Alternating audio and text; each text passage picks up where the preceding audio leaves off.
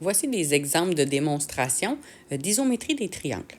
Donc, on a deux triangles et on connaît les trois côtés des deux triangles.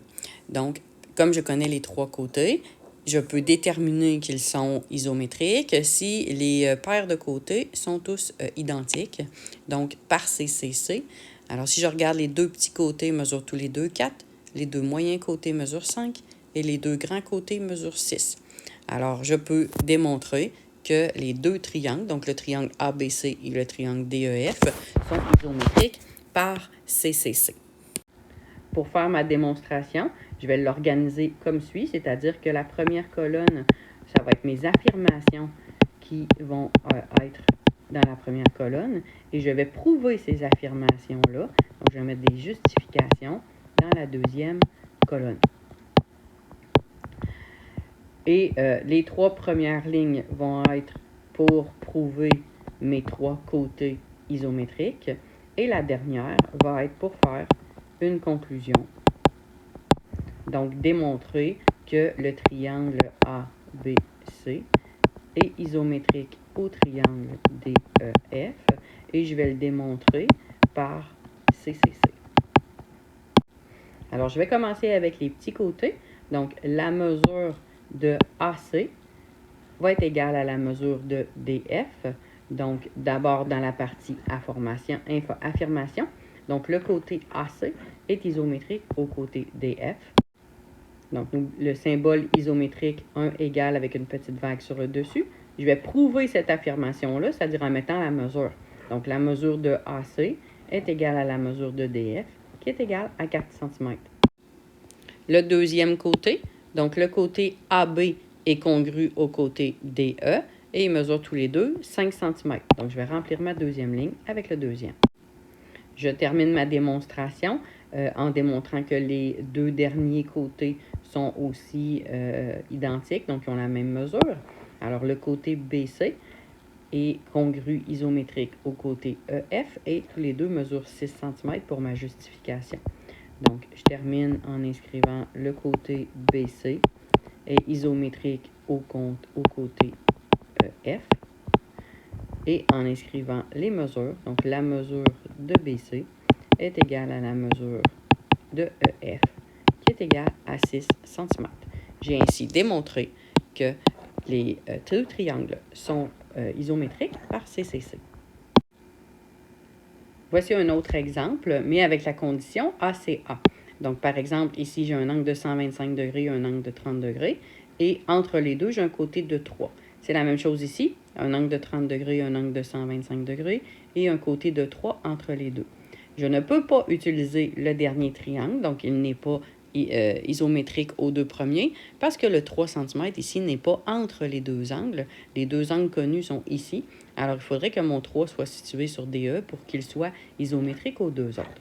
Alors, le triangle DEF ne pourra pas être utilisé ici parce qu'il n'est pas isométrique aux deux autres. Alors, pour faire ma démonstration, comme j'ai deux angles congrus et avec un côté entre les deux, je vais utiliser la condition ACA. Alors, je vais identifier ACA pour faire ma démonstration et ma dernière ligne qui va être pour ma conclusion, qui va démontrer que le triangle STU est isométrique au triangle NPR par ACA. Alors, je commence par faire l'affirmation que j'ai une paire d'angles qui sont isométriques.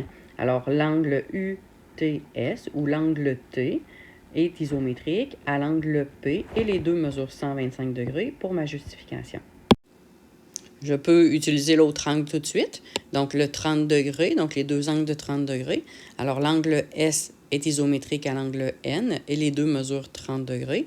Donc, je vais aussi indiquer mon affirmation et ma justification sur la troisième ligne pour le A. Ensuite, il me reste à démontrer que les deux côtés entre ces deux angles-là sont aussi identiques. Donc, le côté ST et le côté NP mesurent tous les deux 3 cm que je vais inscrire sur ma deuxième ligne vis-à-vis le C. Ainsi, par ACA, j'ai démontré que le triangle STU est isométrique au triangle NPR par ACA. Le dernier exemple est pour le cas d'isométrie CAC. Alors, si on regarde les trois triangles, évidemment, il y en a un qui ne fonctionnera pas. On a ici un angle de 40 degrés qui n'est pas situé entre les deux côtés connus. Ici, le 40 est entre le 3,5 et le 3. Le 40 est entre le 3 et le 3,5. Donc, l'angle est entre les deux côtés. Alors, ce sont ces deux triangles-là qui sont obligatoirement isométriques. Alors, le dernier triangle, lui, ne sera pas, en fait, le premier triangle, lui, ne sera pas utilisé pour faire la démonstration. Je vais démontrer que les deux triangles sont isométriques par CAC. Alors, ma démonstration, je vais avoir mes trois lignes, le C, le A, le C en troisième. Et je vais avoir sur ma quatrième ligne la conclusion. La conclusion sera que le triangle GHJ est isométrique au triangle LMK par CAC. Je vais l'inscrire tout de suite sur ma dernière ligne de conclusion. Maintenant, je vais faire les affirmations et la justification de chaque ligne. Donc, premièrement, je dois démontrer que deux côtés sont identiques. Alors, si je prends le GH et le KL, les deux mesurent 3 cm. Première ligne. Alors, on a GH est isométrique à KL et la justification.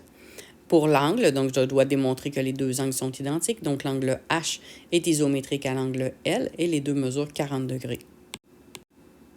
Alors, c'est ce que j'ai inscrit sur ma deuxième ligne. Et sur ma troisième ligne, l'autre côté, donc le côté de 3,5. Alors, le côté HJ est isométrique au côté LM et les deux mesurent 3,5 que je vais inscrire sur ma troisième ligne. J'ai donc terminé la démonstration que le triangle GHJ est isométrique au triangle KLM par CAC. C, deux côtés qui mesurent 3. A, deux angles qui mesurent 40 degrés. Et C, deux côtés qui mesurent 3,5 cm et l'angle A qui est entre les deux côtés.